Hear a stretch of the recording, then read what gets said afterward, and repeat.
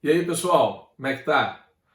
Hoje a gente está com a aulinha de teoria quântica. Eu dividi essa aula em duas partes, porque senão ia ficar muito extenso e como é um pouquinho complexo o conteúdo, eu diria assim, eu acho que ficaria um volume muito grande de informação numa aula só, então a gente acabou dividindo, tá bom?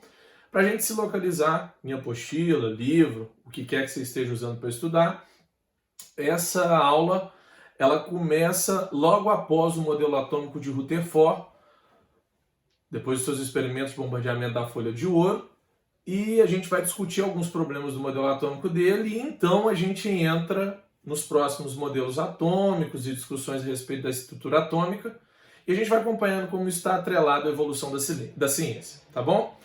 Então, para a gente começar, a primeira coisa que eu queria colocar para a gente é como é o modelo atômico de Rutherford. Rutherford fica caracterizado pelo núcleo atômico. Ele descobre que o átomo tem uma estrutura lá no centro dele, repleta de massa e carga positiva, que ele dá o nome de núcleo, e em torno dessa estrutura existe uma grande região de espaço vazio, onde a gente encontra os elétrons orbitando em torno desse núcleo, em movimentos aleatórios. Não tem camada, não tem órbita fixa, não tem quantização de energia, não existe nada disso. É só os elétrons girando como se fossem os planetas em torno do Sol, por isso que o modelo atômico dele fica conhecido como modelo do planetário. Porém, durante a evolução dos modelos atômicos, sempre o que desconstrói ou que derruba o modelo é um fato que ele não consegue explicar. E para o modelo atômico de Rutherford, baseado na física clássica, a gente não consegue entender porque que quando o elétron está girando em torno do núcleo, e a física clássica fala isso para a gente, ele deveria emitir energia, radiação eletromagnética, e ao perder energia, a sua velocidade iria diminuir. Então, com o passar do tempo, o elétron iria se aproximando do núcleo, lembrando que entre eles há uma força atrativa, porque o núcleo é positivo e o elétron é negativo, e então o elétron colidiria no núcleo, fazendo assim o que a gente chama de implosão do átomo. E isso não está acontecendo, tanto é que você está aí sentado me assistindo na aula. Se isso acontecesse, os átomos seriam autodestruídos e a matéria não seria do jeito que a gente conhece. E um segundo problema que o modelo atômico de Rutherford não consegue explicar é com relação aos espectros descontínuos. Ah, professor, mas eu não sei o que é isso, então vamos entender agora. Bom, galera, para a gente entender o espectro descontínuo, primeiro eu queria que a gente entendesse o espectro contínuo. Se a gente pegar uma lâmpada, tipo aquela lâmpada da ideia, e aquecer corrente elétrica, né, acaba aquecendo o filamento que está lá dentro, por isso que você não pode pôr a mão na lâmpada, fica quente, né, ali é uma emissão de energia. Então o filamento está lá dentro, é um sólido, é um fiozinho de tungstênio, ele aquece e ao aquecer ele emite luz. A gente passa essa luz por uma fenda para polarizar ela, isso não vai fazer diferença nenhuma, só para a gente entender. Para vir um feixezinho só de luz em direção a um prisma. E esse prisma vai separar a luz em todas as cores que a gente conhece do arco-íris, né? Do espectro da luz visível. Então a gente teria um espectro contínuo. O que significa isso? A gente teria todas as cores. Se eu fizer o mesmo experimento, agora usando uma lâmpada que tem um gás específico, não é um sólido mais, é um gás. Tem um gás específico lá dentro, no nosso caso aqui, o hidrogênio. Ela está emitindo luz para todos os lados. Passa a luz por uma fenda para polarizar e só um feixe, e esse feixe é direcionado a um prisma, e aí a luz vai ser espalhada. Só que olha que diferença. A luz que vem de uma lâmpada do gás hidrogênio, ela não emite todas as cores do espectro, ela emite apenas algumas cores, algumas bandas. E como a gente tem apenas algumas bandas, e aqui não tem nada, fica preto, a gente chama isso de espectro, cadê? Descontínuo.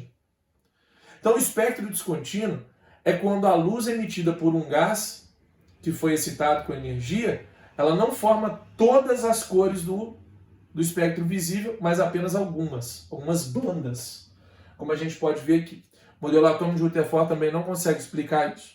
Bom, para tentar explicar esse tipo de coisa, esse tipo de fenômeno, esse tipo de resultado experimental, surge uma teoria, no final ali, quase chegando em 1900, que é a teoria dos quanta de energia.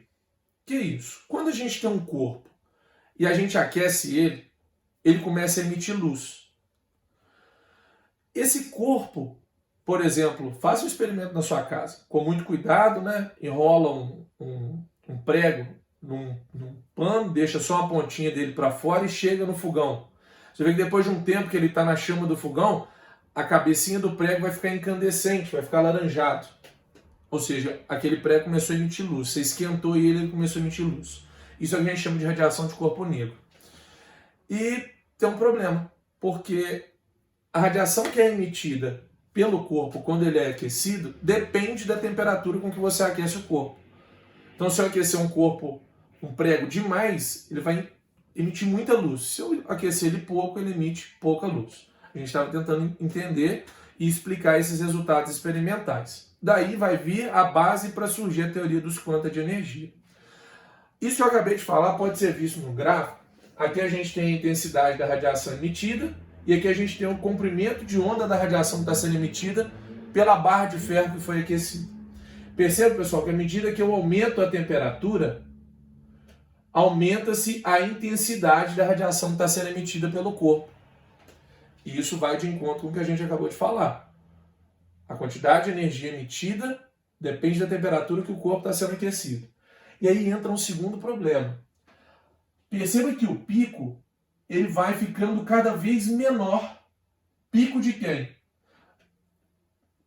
Comprimento de onda de cada máximo de radiação emitida.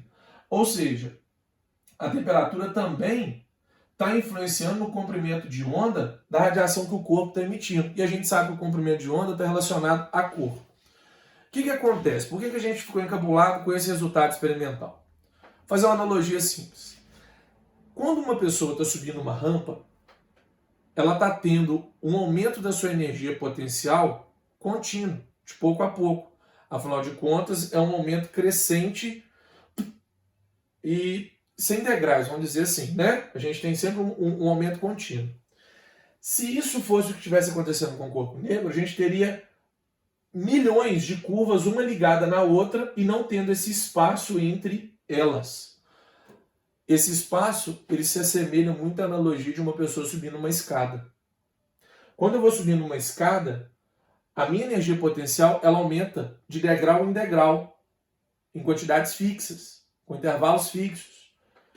Igualzinho está acontecendo no meu corpo negro, quando ele está emitindo radiação. Bom, tem um cara chamado Max Planck, e ele vai falar para nós que a energia ela não é liberada ou absorvida de forma contínua, igual um cara subindo a rampa, mas sim em formas de pacotes de energia, que é como se eu estivesse subindo uma escada, e o que vai de encontro àquele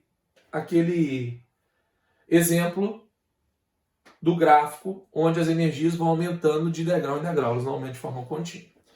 A essa quantidade de energia, esse pacote de energia que está sendo emitido pelo corpo, a gente vai dar um nome, a gente vai chamar isso de quantum. Então, só para a gente entender, isso que é uma lanterna, ela está emitindo luz. Antes da teoria dos quantos, a gente imaginava que a luz era algo contínuo, uma onda contínua, e na verdade não. Ela é formada por pequenos pacotinhos de energia, né? Pequenos quantos de energia que são emitidos por essa lâmpada. O próprio Max Planck não acredita muito na teoria dele, então ele fica durante aí uns 10 anos tentando reverter a teoria dos quantos de energia. Mas ele vai acabar ganhando um prêmio Nobel por essa teoria lá em 1918.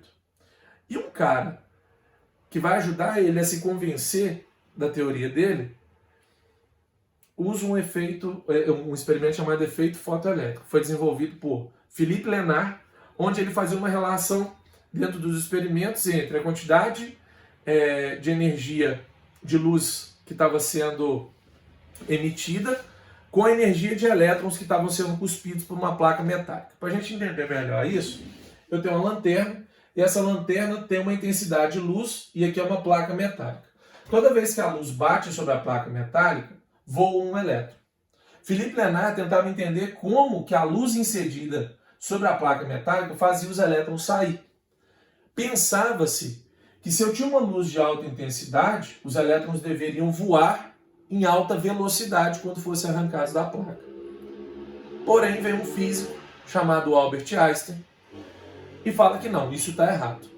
Que de acordo com a teoria dos quanta de energia de Max Planck, Quando eu tenho uma luz de alta intensidade, ela emite um número grande de fótons, que tem quântons de energia, e esse número grande de fótons vai arrancar um número grande de elétrons da placa.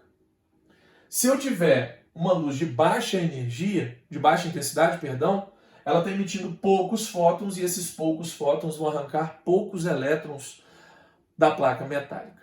Bom, para ficar um pouquinho melhor da gente visualizar, para cada fóton que incide sobre a placa, um elétron é arrancado porque o elétron acaba absorvendo esse fóton. Isso comprova que a teoria dos quanta de energia é verdadeira, uma vez que o número de elétrons arrancados depende do número de fótons que estão sendo incididos sobre a placa metálica. Isso vai render a Einstein o prêmio Nobel em 1921, apesar da gente conhecer ele pela teoria da relatividade, o primeiro prêmio Nobel que ele ganha é sobre o efeito fotoelétrico.